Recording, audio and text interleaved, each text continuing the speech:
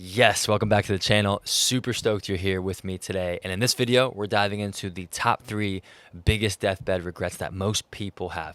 And more importantly, how to avoid them and find solutions when it comes to living authentically, finding work-life balance, and staying true to yourself and staying connected with friends and family. So if you're someone who wants to maximize your life, your ability, your talents, and take risks without sacrificing and having really big regrets at the end of your life, this video is for you. And as always, I don't have the answers. I certainly have limited experience, so I will share anecdotal stories and whatnot, but I'm on the journey of discovering and growing in wisdom and understanding myself. So I hope you sense that, and we're on this journey together in discovering how to live the abundant life and get the most out of this time we have on earth. So with that being said, let's jump into it.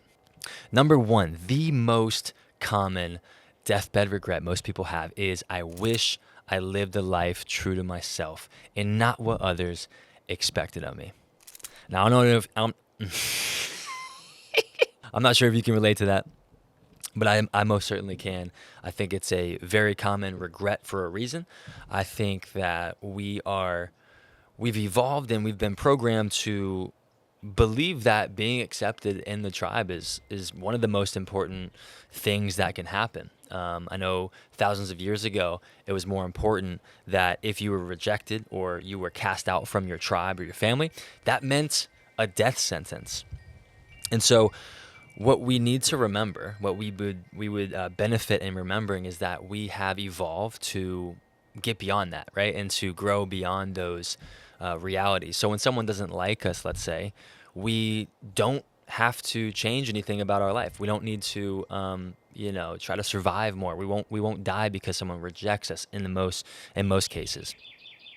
And so I think that instinctive primal fear of being rejected is at the heart of that regret. And what I know about you and me is we weren't made to live from a place of fear. We were made to live from a place of love. And so living authentic is the solution.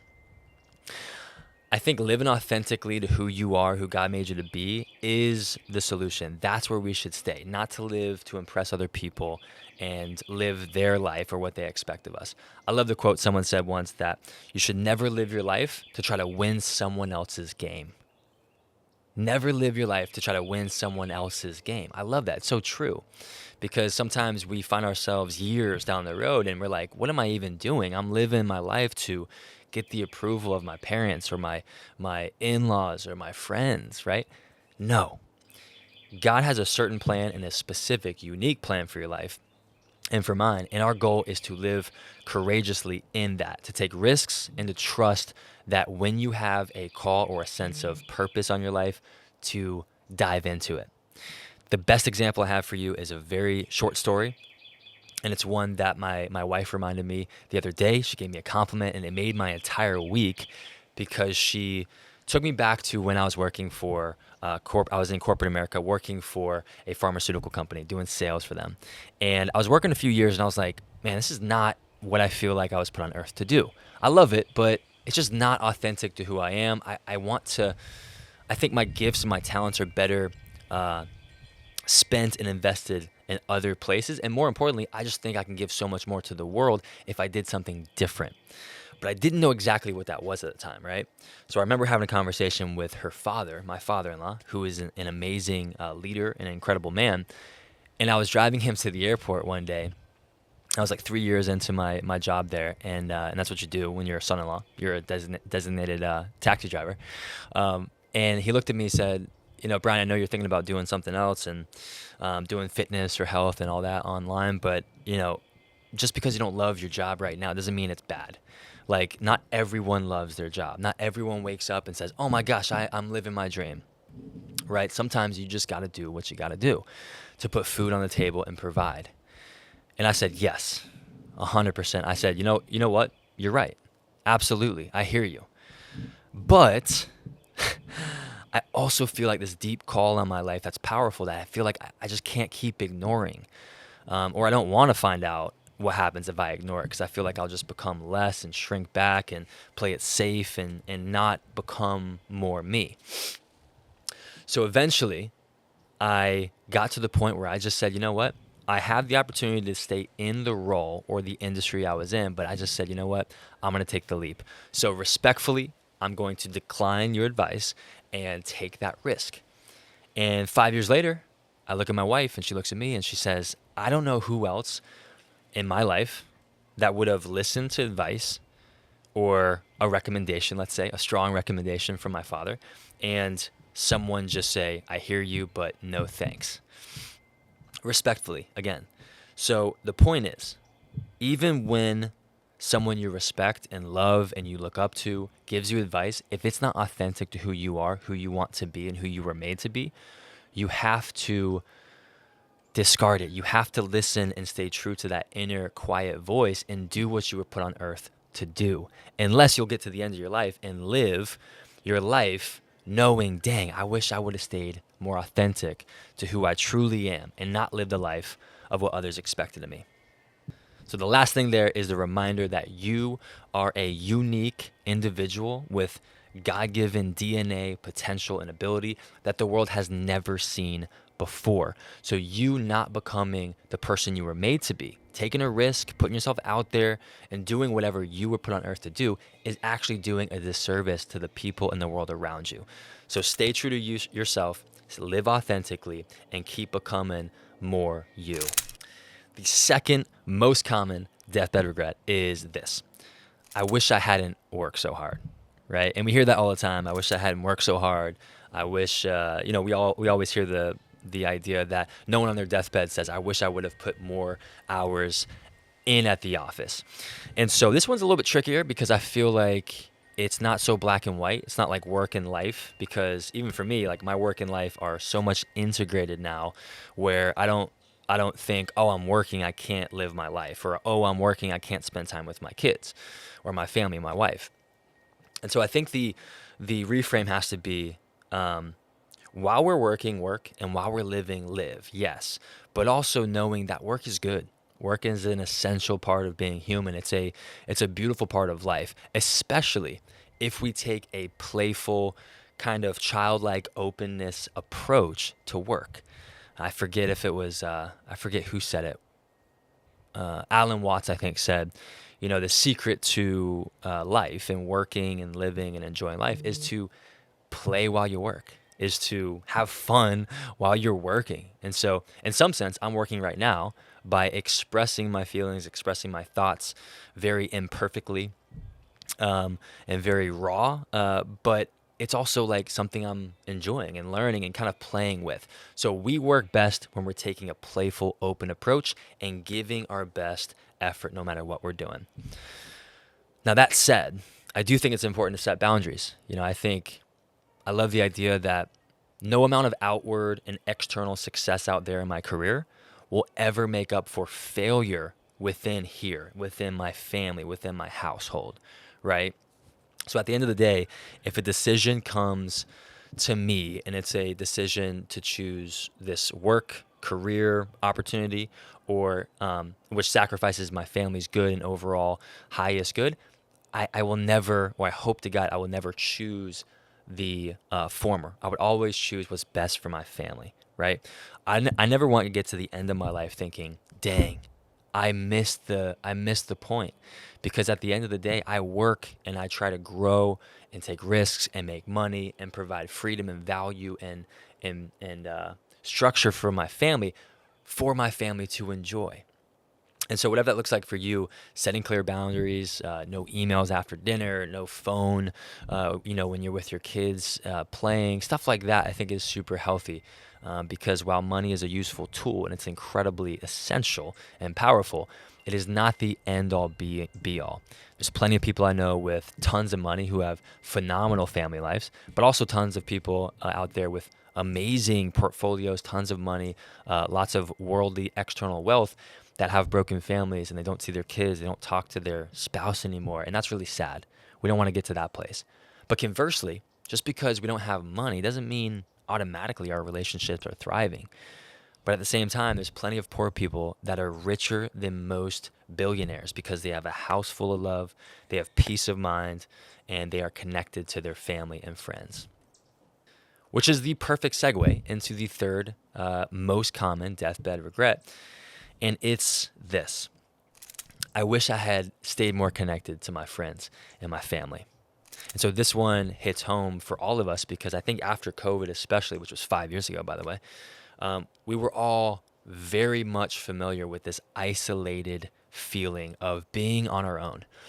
And, you know, I'm no expert, but I think from a human standpoint, I think the feeling of isolation and being alone and not feeling connected to your friends and family, that could do more hurt and more harm than a disease. I'm not saying it's exactly that situation there from COVID, but I'm saying, being isolated, being disconnected from friends and family is very harmful for one's mental health and spiritual health, physical health. So the point being, prioritize people who lift you up. Stay connected with people who bring you value. And I think at the end of the day is asking yourself the question, is this helping me become more me, or is it hurting me? Is this person empowering me, encouraging me, challenging me to grow, or are they hindering me, preventing me, holding me back from that growth?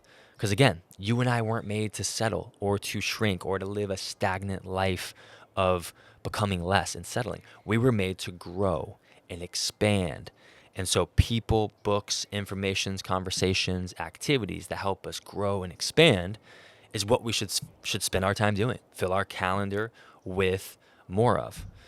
And so one of the practices I'm doing, which, side note, I totally suck at texting. If you know me personally, I'm like one of the worst texters that most likely. But I always joke casually like, yeah, I suck at texting because I'm so there in person. When you're with me, I give you all of my attention at the expense of the people texting me.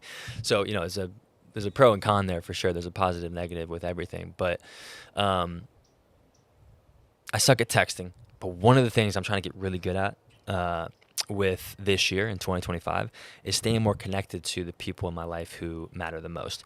So one of the things that prevents me from answering a phone call or a FaceTime or making a call, making a FaceTime, is thinking it needs to be like 20, 30 minutes, which I don't really have at this stage of my life as a busy dad of two and husband and someone who's got multiple businesses online and in person. I don't have time most days to just field calls. But here's the secret.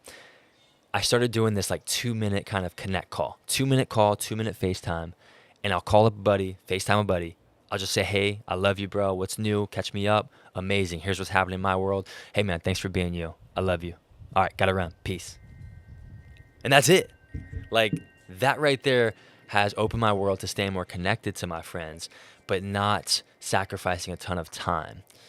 So hopefully that makes sense, and maybe try it out, see how it goes. But at the end of the day, and I'll say this to land the plane there. At the end of the day, relationships aren't efficient. Like they're not a great conversations. Sometimes aren't a great business investment, right? It's not like black and white. Like if I put this much into this conversation relationship, I get this much out, and that's actually a beautiful thing, because we're not made to live like this transactional life of like, if I pull this lever, I get this much out. Relationships are not that way, but they also are one of the richest commodities we have. Relationships and connection are some of the most valuable things we have. So what does that say about the human experience? That maybe you can't quantify a relationship's value in numbers and percentages, but you know it when you feel it. You know it when you experience it. So my challenge to you is put yourself out there more. Let yourself be seen by others. Be your true self, your authentic self, and just stay more connected to your friends, to your family, especially the ones who want to see you grow and who help you and benefit you. So those are the 3 most common deathbed regrets. I think the additional 4th extra bonus one is this idea that I wish I would have let myself be happier.